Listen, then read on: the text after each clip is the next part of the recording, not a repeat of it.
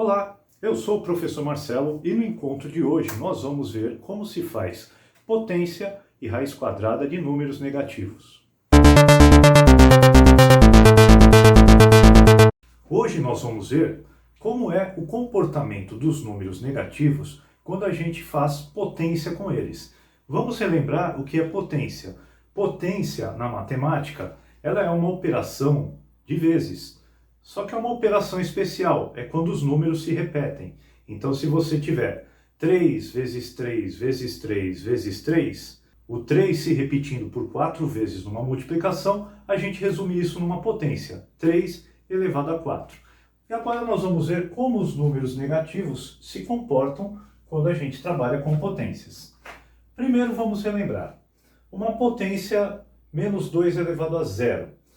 Ficou-se convencionado que todo número elevado a zero é igual a 1, menos o zero. Se for zero elevado a zero é uma indeterminação, mas qualquer outro número diferente de zero, quando você eleva a zero, o resultado é sempre 1.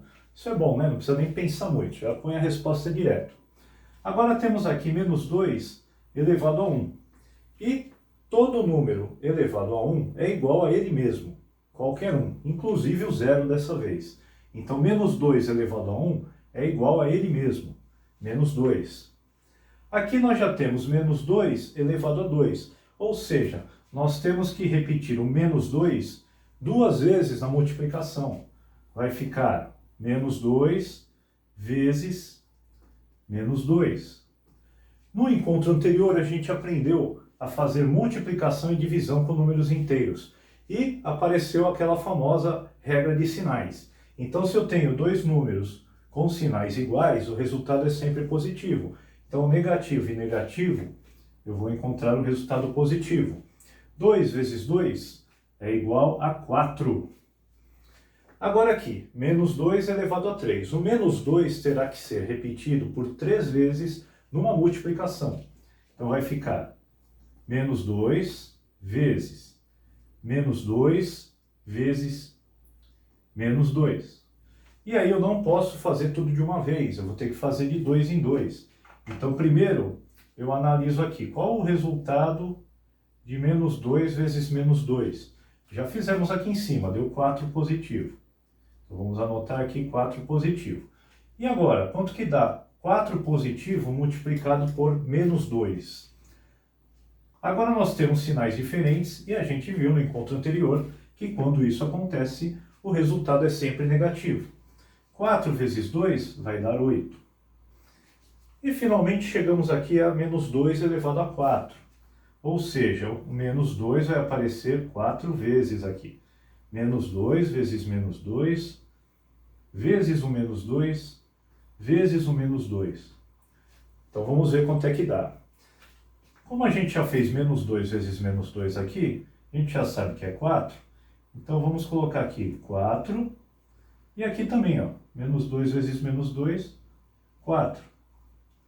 E aí a gente multiplica agora 4 vezes 4 positivo. Vai dar 16 positivo. Então aqui ficou mais 16. Agora é hora de analisar o que está acontecendo. Bom, quando o expoente foi zero, o resultado deu positivo. Depois do expoente 1, o resultado ficou negativo. No expoente 2, voltou a ser positivo. No expoente 3, negativo. No expoente 4, positivo. E se a gente continuasse aumentando uma unidade nos expoentes, isso iria continuar acontecendo, ou seja, está alternando entre positivos e negativos. E aí a gente pode determinar uma regrinha aqui. Repara que ele é positivo sempre que o expoente é par. Então 0, que é um número par, dá positivo. 2, que é um número par, deu positivo. 4, que é um número par, deu positivo. O próximo seria o 6. E quando o expoente é ímpar, ele está dando resultado negativo. Então 1, que é ímpar, deu negativo. 3, que também é ímpar, deu negativo. E o 5, que seria o próximo, iria dar negativo, porque ele intercala entre positivos e negativos. Eu fiz um resuminho aqui na lousa, no caso de você querer anotar aí no seu caderno, porque isso aqui é uma regra que vai ajudar bastante na resolução de potências quando a base for negativa. Vai evitar que a gente faça a regra de sinais. Claro que com o tempo a gente vai acabar decorando isso. Mas olha só, se a base é negativa e o expoente é par, o resultado é positivo. Se a base é negativa e o expoente é ímpar, o resultado é negativo. Agora eu quero chamar a atenção para vocês de quando que a base é considerada negativa. Até coloquei aqui. A base só é negativa se estiver entre parênteses. Olha só então que interessante. Esta primeira potência, a base dela é negativa. É realmente menos 3 elevado a 4. Como eu já sei a regra, estou vendo que o expoente é par, eu já sei que o resultado é positivo. Então vai dar mais 3 vezes 3 vezes 3 vezes 3 vai dar 81. Agora, aqui não está aparecendo os parênteses. Então aqui a base não é considerada negativa, e sim o número. O número aqui é negativo. Aqui se eu fosse fazer a conta, ela ficaria assim, ó, menos 3 vezes 3 vezes 3 vezes 3. Repara, eu não repito o número entre parênteses. Eu coloco menos na frente do número e a multiplicação dos 3 na sequência. Consequentemente, isso aqui vai continuar sendo negativo. Aqui não tem regra de sinal a fazer, tá? Então vai ficar menos 81. Então muito cuidado para esse detalhe.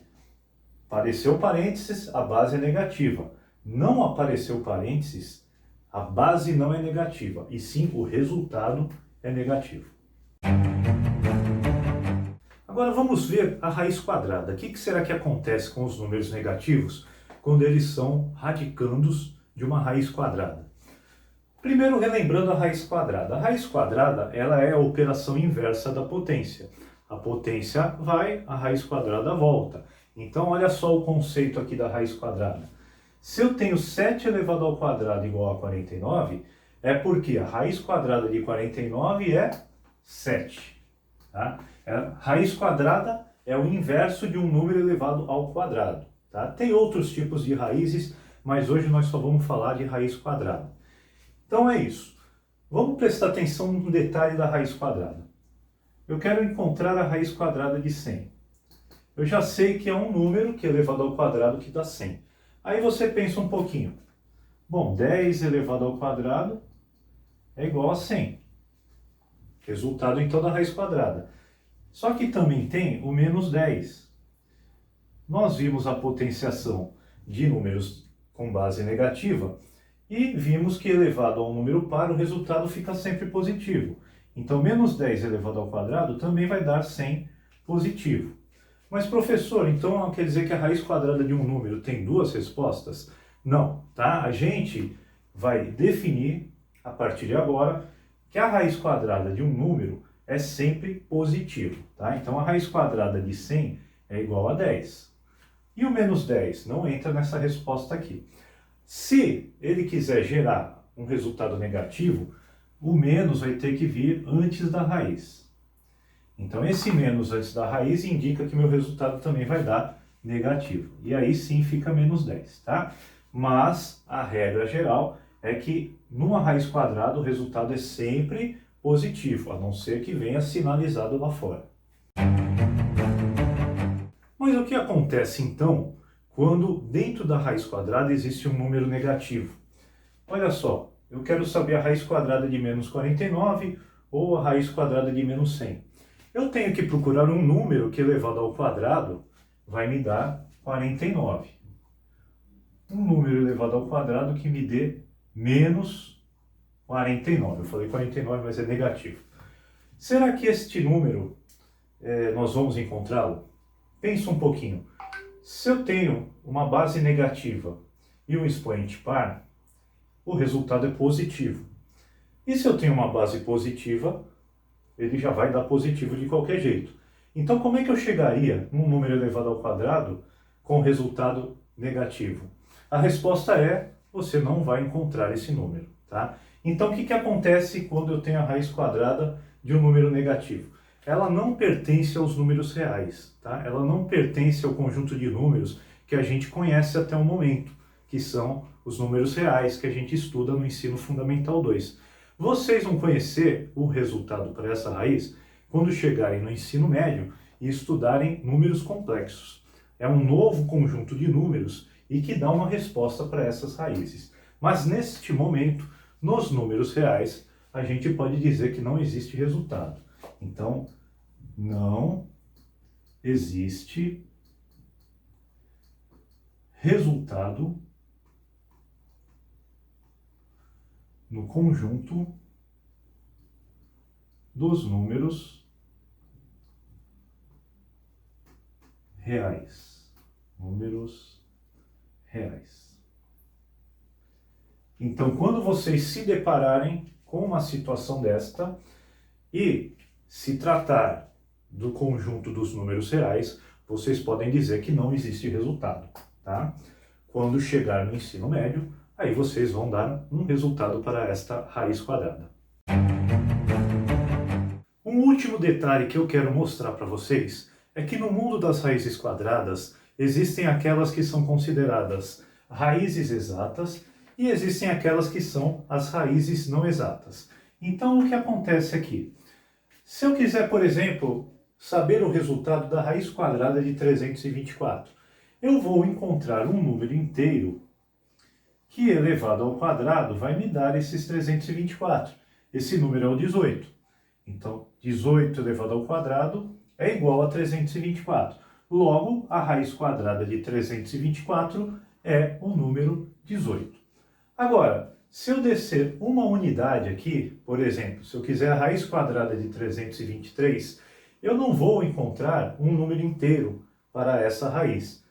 Você poderia até pensar, bom, se 18 ao quadrado deu 324, quem sabe 17 ao quadrado não dá 323. Se vocês fizerem em casa, vocês vão ver que não dá. Então, como que eu calculo uma raiz quadrada de 323 que não é uma raiz quadrada exata? O jeito mais simples é você pegar uma calculadora e fazer o cálculo por lá. Agora, numa situação em que você não possa utilizar a calculadora, você vai ter que fazer isso por aproximação. Uma vez que você já sabe que 18 ao quadrado é 324, então 323 é um número muito próximo do 18. Tá? Então, por exemplo, você faria uma tentativa com 17,9. Se não desse, você faria a tentativa do 17,8, até que chegasse num resultado bem próximo para a raiz quadrada de 323. Essa aqui eu já calculei anteriormente. O resultado dela, aproximado e não exato, é 17,972, só que não para por aqui. Ela tem infinitas casas depois da vírgula. Por isso que a única saída é que a gente dê um resultado aproximado para ela, porque o resultado exato é impossível da gente colocar, com infinitas casas depois da vírgula. Então aqui, infinitas casas depois da vírgula, que não criam um período, não é uma dízima periódica. Trata-se de um número irracional. É um outro conjunto de números que a gente também vai estudar.